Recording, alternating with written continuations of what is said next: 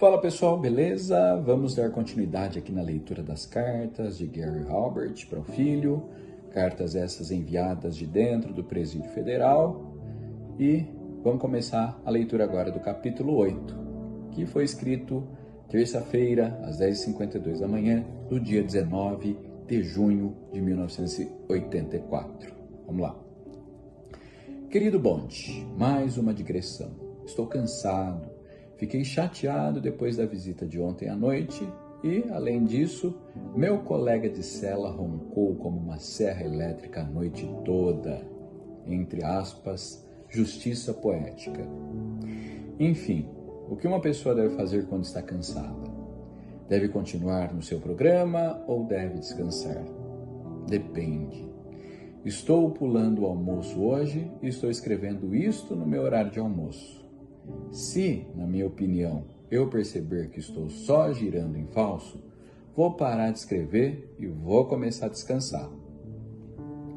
O mesmo vale para o meu road work, meu treino, corrida, que vou começar daqui a algumas horas.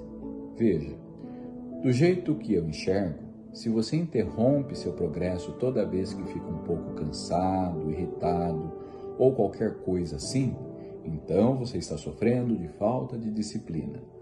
Por outro lado, se você continua se esforçando quando está cronicamente cansado ou realmente doente, então você é um idiota. Muitos homens fazem isso por um senso de macho, mal colocado. Não é macho, é estupidez. Então, o que eu faço quando, como hoje, eu não estou com vontade de trabalhar, é que eu começo a trabalhar mesmo assim e presto atenção aos sinais que meu cérebro e meu corpo estão mandando. Aí, depois de trabalhar um tempo, se eu honestamente começar a me sentir pior, eu paro e desisto. Porém, se eu só me sentir meio meia boca, como me sinto agora, eu continuo tocando em frente. Como alguém já disse, a maior parte do trabalho do mundo é feita por pessoas que não estavam muito a fim de sair da cama. Pura verdade. A propósito, estou tomando café e suco V8. Sou muito fã de V8. É barato, só tem 36 calorias. E quando você despeja num copo alto, cheio de gelo, fica realmente delicioso. Experimente. É uma boa alternativa de vez em quando, em vez de comer alguma coisa ou tomar refrigerante, viu? Agora, de volta ao marketing. Você sabe, uma das coisas que eu ouço o tempo todo quando pergunto a alguém o que acha de um anúncio meu é algo assim. Eu não sou uma boa pessoa para você perguntar porque eu nunca compro nada pelo correio. Sério. As vendas por correspondência somam bilhões de dólares por ano, mas raramente você encontra alguém que admita ser comprador de mala direta. Pessoalmente, eu acho que todos esses não compradores por correspondência são as mesmas pessoas que não leem o National Enquirer. Mais uma vez, deve ser obra daqueles invasores marcianos.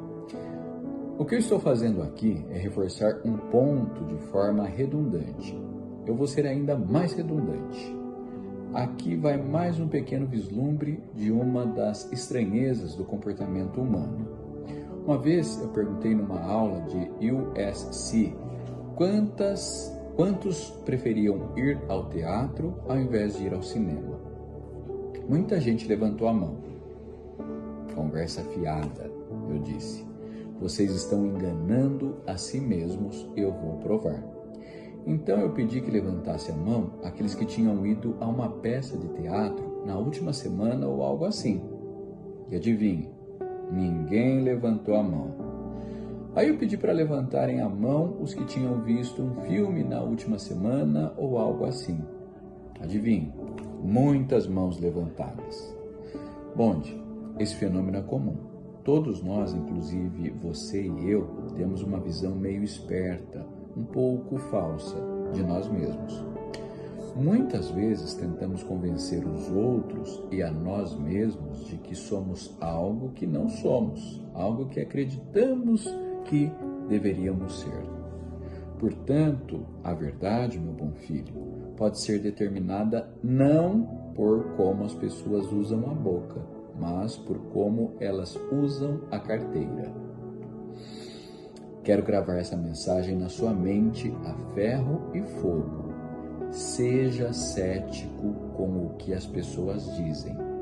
Seja cético com pesquisas, com questionários. Em vez disso, acredite em números.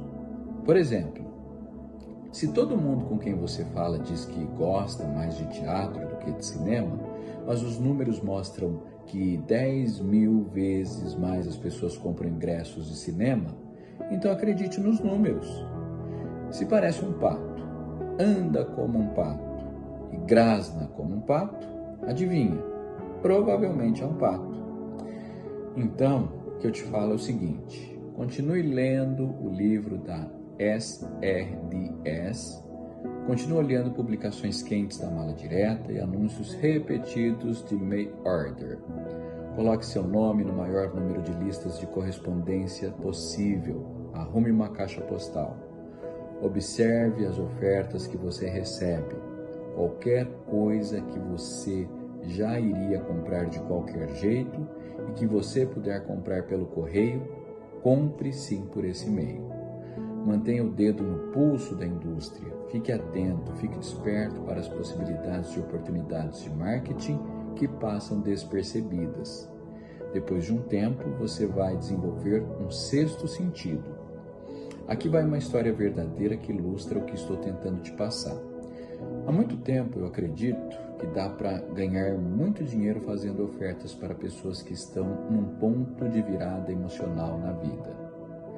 Por exemplo, quando acabaram de ter um bebê, acabaram de se casar, acabaram de perder alguém querido, acabaram de receber um aumento, acabaram de declarar falência, acabaram de comprar um carro novo e por aí vai, por aí em diante.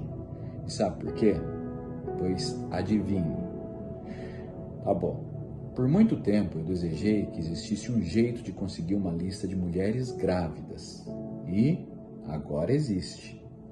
Fuçando na SRDS, descobri que agora dá para alugar 120.000 novos nomes de mães grávidas todo mês. Oh, beleza!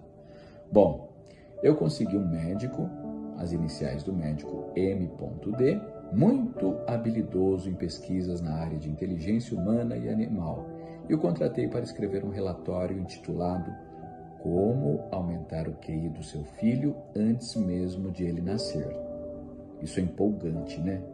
Vamos falar de número? Eu pretendo vender o relatório a $19,95, mais $2,75 de postagem e manuseio, que totaliza $22,70. Meus custos de atendimento, entrega, fulfillment, provavelmente vão ser, incluindo os 10% que pago ao médico, algo em torno de $5.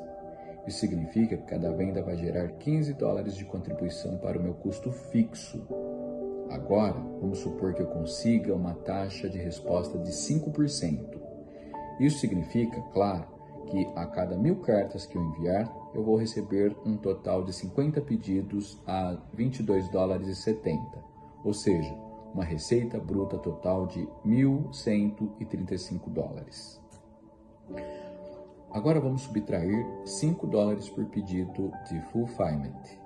$5 vezes 50 pedidos igual a $250. Desses $1.135, e como você pode ver, sobram $885, certo? Agora, claro, ainda precisamos subtrair o custo do envio da mala direta.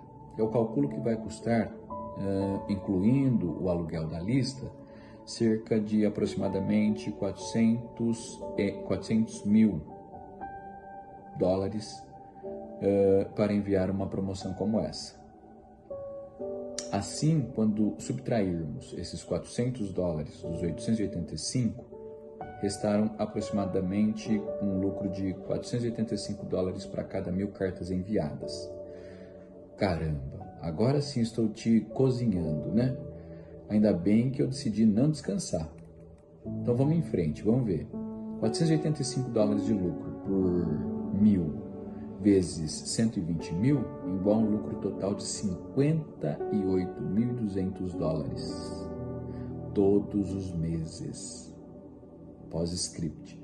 Estou aqui sentado com Bob e Bee e acabei de descobrir como pegar o Paul Walver no meu rádio novo. O que eu consigo é um sinal bem fraco da QABC. Mas meu outro colega de trabalho, Jack, ele acabou de chegar arrastando os pés. Jack me disse mais cedo que dá para pegar o Paul também às 2h30. Talvez eu interrompa minha corrida e tente pegar ele nesse horário.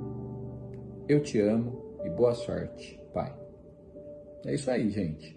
Essa é a carta de número 8. Agora vamos ver o resumo comentado do nosso estudo guiado. Vamos lá.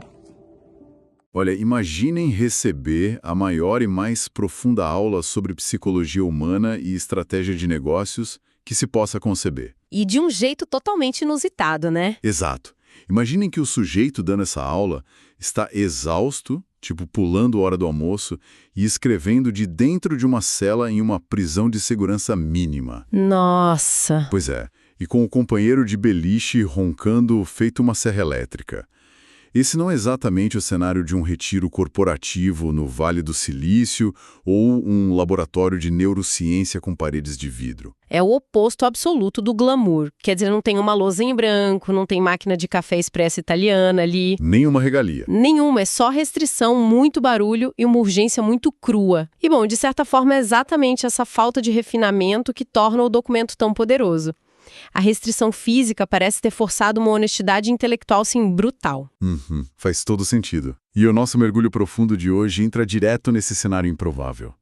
A gente vai analisar um documento que foi escrito numa terça-feira, no dia 19 de junho de 1984. Precisamente às 10h52 da manhã. Isso. É o capítulo 8 de uma série lendária de correspondências, que ficou conhecida como As Cartas de Boron. The Boron Letters. Exatamente. Basicamente, são cartas de um pai, direto da prisão, ensinando para o filho como o mundo real funciona. E a missão de quem está aqui com a gente hoje não é aprender sobre a logística de vender coisas por correio lá nos anos 80. Não, o buraco é bem mais embaixo. Muito mais. É sobre enxergar através das mentiras que a gente conta para nós mesmos, entender o valor prático da disciplina e descobrir onde a verdadeira ação humana acontece. Que, spoiler, tá na carteira, não nas palavras. Certo, vamos desvendar isso.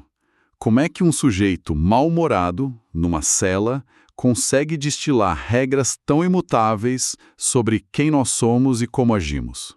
O que é fascinante aqui é que ele não começa teorizando sobre o mercado, sabe? Ou sobre o comportamento das massas. Ele vai pro micro. Vai pro micro total. Ele começa com a máquina mais imediata que existe, que é o próprio corpo e o estado mental dele. Porque qualquer grande empreitada exige entender as ferramentas que estão sendo usadas. E a primeira ferramenta é o próprio indivíduo, claro. Exato.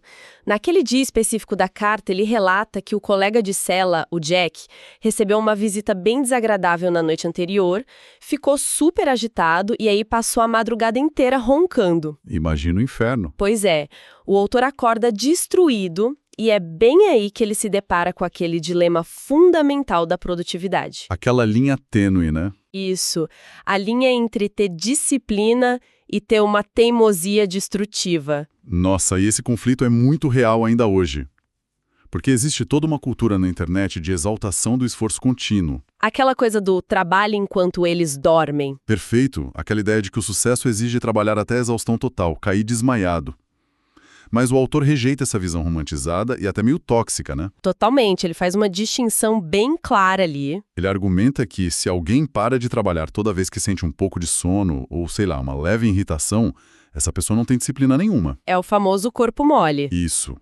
Porém, se o corpo está cronicamente exausto ou se tem uma doença real se instalando de verdade, continuar forçando a barra não é um sinal de força heróica. Não mesmo. Nas palavras dele, tentar ser macho nessas horas é apenas estupidez. E essa quebra de expectativa é muito madura. Tipo, vindo de 1984, ele tá desconstruindo uma fantasia de virilidade ligada ao sofrimento extremo. Que era muito forte na época. Muito mais forte. A filosofia dele não é ignorar a dor, é desenvolver uma autoobservação empírica. A grande sacada é que a resposta para aquela pergunta "estou cansado demais" ou "só estou com preguiça" não se acha ficando parado no sofá pensando. A resposta só vem com a ação. É tipo o dilema de ir pra academia de manhã cedo, né? Nossa, clássico. O despertador toca às 6 da manhã, se a pessoa tá com febre, não ir é pura sabedoria. Mas se a pessoa só tá com preguiça do frio, não ir é falta de disciplina. Só que como que a gente traça essa linha? Então, a analogia mecânica dele ajuda muito. Pensa num carro num dia de inverno muito rigoroso. Quando a gente gira a chave, o motor engasga. Dá aquelas tossidas. Isso. E não dá pra saber, só olhando pro painel, se a bateria morreu de vez ou se o motor só tá frio e precisa de mais umas tentativas pra pegar no tranco. A única forma de descobrir é tentando girar a chave. A disciplina nesse contexto é simplesmente ter a disposição de entrar no carro e tentar dar a partida. Exatamente. Ele diz que quando o corpo está resistente, ele senta e começa a trabalhar de qualquer jeito. Ele liga o motor. Ele testa a máquina. Testa a máquina. Se, depois de começar o mal-estar piorar de verdade, ele para sem peso nenhum na consciência. Vai descansar. Mas, a maioria das vezes, ele descobre que estava só se sentindo o que ele chama de meia-boca. Só aquela inércia inicial, né? E assim que o trabalho ganha tração, a resistência some. Ele até tem uma frase sensacional sobre isso. Ele diz que a maior parte do trabalho do mundo é feita por pessoas que não estavam muito afim de sair da cama. É uma pedrada de tão real. E para manter esse motor funcionando naquele caos da prisão, ele compartilha um detalhe super mundano que eu acho genial. O combustível dele, né? E não é nenhuma daquelas pílulas modernas de biohacking, sabe? Os nootrópicos. Nada disso. É café e suco V8. Sim, é aquele suco de vegetais enlatado. O cara descreve isso com um entusiasmo que chega a ser cômico. Ele fala que o suco é barato, tem só 36 calorias e se colocar bastante gelo no copo, fica delicioso. E salva ele de consumir refrigerante ou lanche pesado que só ia piorar o cansaço. Esse detalhe ancora a história na realidade. Ele está otimizando as poucas variáveis que ele consegue controlar na prisão. Ele não controla o ronco do Jack, mas controla o que bebe. Exato. Isso dita o tom pragmático de tudo. E essa honestidade brutal que ele usa para avaliar o próprio cansaço é a mesmíssima lente que ele usa para ler a sociedade como um todo. É aí que a chave vira. Porque olha só, se a mente humana consegue mentir para si mesma logo de manhã, inventando cansaço para fugir do trabalho, imagina o que acontece quando a gente pergunta para as pessoas sobre os hábitos de consumo delas. O auto-engano vira um monstro, ganha uma escala colossal. Ele entra num conceito muito legal sobre a mentira social. Ele usou o próprio setor de correspondência como exemplo. Naquela época, o consenso geral era ninguém compra lixo pelo correio. A galera torcia o nariz. Todo mundo achava brega. Só que a indústria movimentava bilhões. Como assim ninguém compra? Ele ilustra isso com o tabloide National Enquirer. É um jornal de fofoca, bem sensacionalista, ninguém da alta sociedade admitiria ler aquilo. As pessoas diziam ter repulsa, nojo. Credo, nunca leria isso. Pois é. Só que o jornal vendia milhões de cópias por semana. Ele até brinca que já que ninguém humano assume que compra o jornal, os marcianos devem estar descendo na Terra de madrugada para limpar as bancas. É genial. E isso abre caminho para a melhor história do texto, lá na Universidade de Southern Califórnia, a famosa USC. Essa história do teatro é fantástica. Conta essa do teatro. Ele diz que perguntaram para uma turma de universitários... Isso, encheram a sala e perguntaram: quantos aqui preferem ir ao teatro em vez de ir ao cinema? O teatro clássico, culto. Exato. E quase todas as mãos levantaram. Tinha um orgulho na sala, todo mundo se achando super intelectual. Mas aí veio a armadilha. A segunda pergunta foi: certo, legal.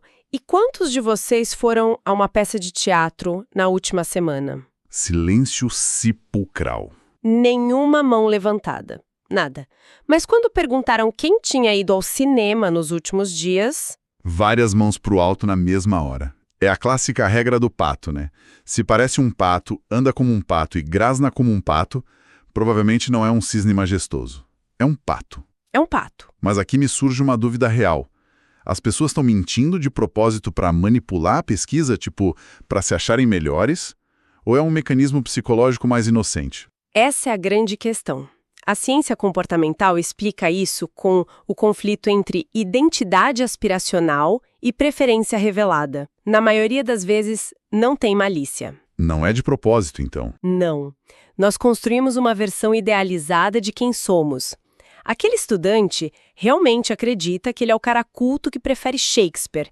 Na cabeça dele, essa é a identidade dele. Entendi.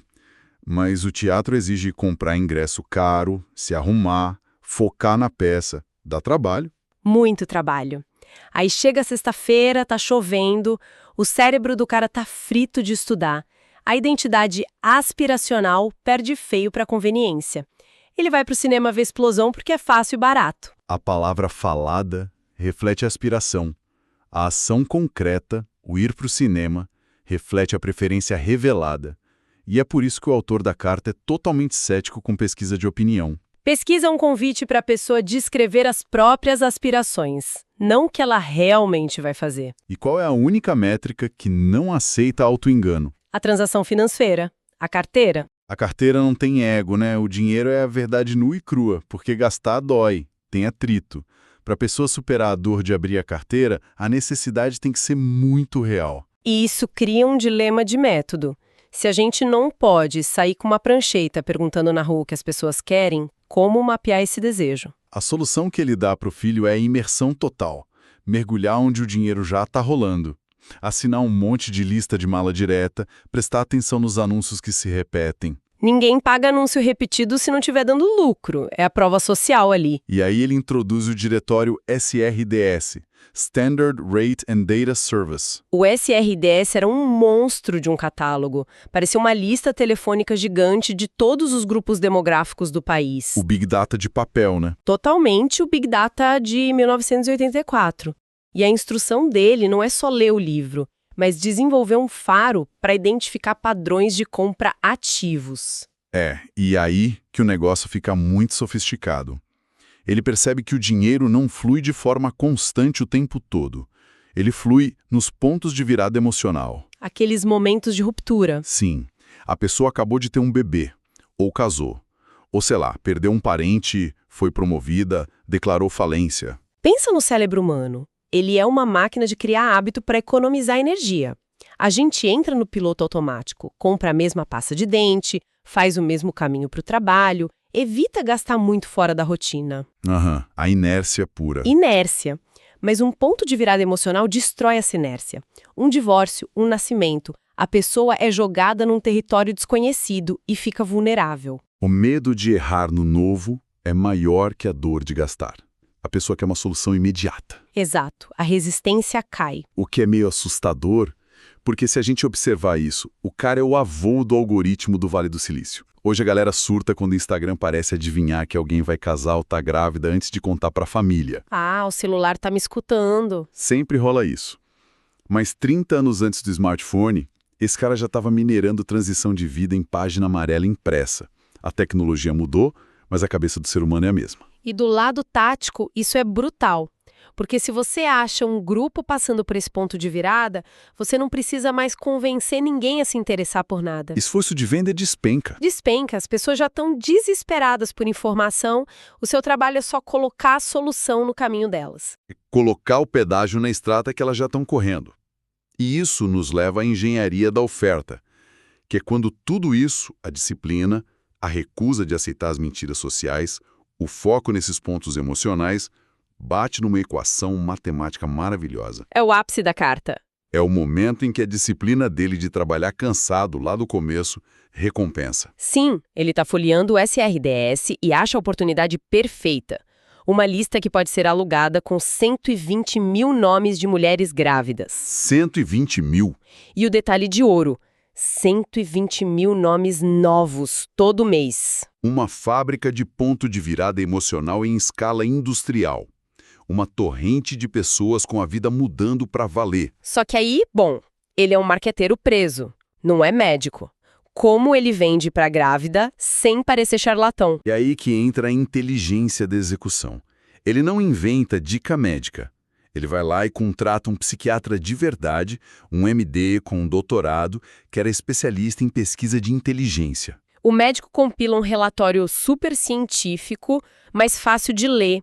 E o título que eles colocam é uma facada direto no coração da ansiedade das mães. É muito bom. Como aumentar o QI do seu filho antes mesmo dele nascer. Não tem grávida no mundo que ignoraria isso. Um imã absoluto. Mas o que muda a química do cérebro dele ali na cela não é só o título bonitinho, é a matemática da coisa. Vamos miuçar os números porque isso é fascinante. Vamos lá? Ele projeta vender o relatório por mais ou menos $22,70, já com frete. Certo. Aí, o custo de impressão, envio e a comissão do médico ficava nos $5. Sobravam limpos de margem de contribuição, uns $15 e pouco por venda. E nota que ele não é delirante na projeção. Tem plano de negócios hoje que afunda por otimismo bobo. Ele chuta que só 5% da lista vai comprar. Só 5 a cada 100 mulheres. Super conservador. Só que com 120 mil nomes por mês, a mágica acontece. Acontece. Se ele mandar 1.000 cartas, 50 compram. Tira todos os custos da campanha, até o preço caríssimo de enviar as cartas físicas pelo correio, e o lucro líquido ficava em $485 a cada 1.000 cartas enviadas. $485 vezes 120. Dá impressionante $58.200 de lucro limpo mensal. $58 mil, dinheiro de $84. E o impacto disso no corpo dele é instantâneo, né? O cansaço simplesmente some. A força dos números atropela tudo. Ele até escreve: agora sim eu estou cozinhando. A matemática cura a letargia na hora. O cérebro vê que a recompensa é real, é palpável, estruturada, não é um sonho vago. E o detalhe final da carta é muito humano, para dar um balanço, porque depois de desenhar essa máquina de fazer dinheiro, ele não fica delirando. Ele não tenta ser o lobo de Wall Street. Não. Ele coloca um pós-escrito super banal. Diz que o Jack, o colega do ronco, avisou que dava para pegar o programa de rádio do Paul Harvey na rádio KABC à tarde. E ele fala: depois eu tento mexer na antena para ouvir. É um retorno cômico, assim, para terra firme. Mostra que entender o mundo de forma cortante não exige um ambiente perfeito. Exige lógica metódica. Uma lógica que desafia a forma como todo mundo opera. Analisando a jornada toda dele, do sono à descoberta dos $58 mil, fica óbvio por que tanto projeto moderno afunda. Nascem e morrem baseados em opinião. Exato. Muita gente dependendo de perguntar para o amigo se a ideia de negócio é boa. O amigo incentiva, faz o teatro, fala que vai comprar. Aspiração pura. Mas na hora de passar o cartão? Silêncio. O fracasso não é do produto, é do erro de medir desejo com palavras. Não com ação. Fazer negócio baseado no teatro social da galera é pedir para se frustrar. A clareza de verdade não está em perguntar. Está em observar silenciosamente para onde o dinheiro está correndo nos pontos de virada emocional e botar algo de valor ali. É um soco no estômago, mas liberta. É um ótimo momento para quem está escutando pensar na própria rotina, sabe? Qual seria o equivalente hoje de ir ao teatro na vida de quem está nos ouvindo? Aquilo que a pessoa prega aos quatro ventos, que valoriza. Isso. Aqueles hábitos declarados com orgulho, mas que se a gente pegar o extrato do banco ou o tempo de uso do celular... Nossa, o tempo de tela não perdoa. Com uma história bem diferente, uma história de ir ao cinema e não ao teatro. É nesse espaço entre o que é dito em voz alta e o que os números registram secretamente que as maiores verdades sobre motivação se escondem. Com certeza. Entender essa discrepância é o passo zero para a matemática da vida fazer sentido de verdade. Muito bem dito. Fica aí o exercício para nossa audiência. Até a próxima exploração, pessoal. Continuem examinando as certezas ao redor.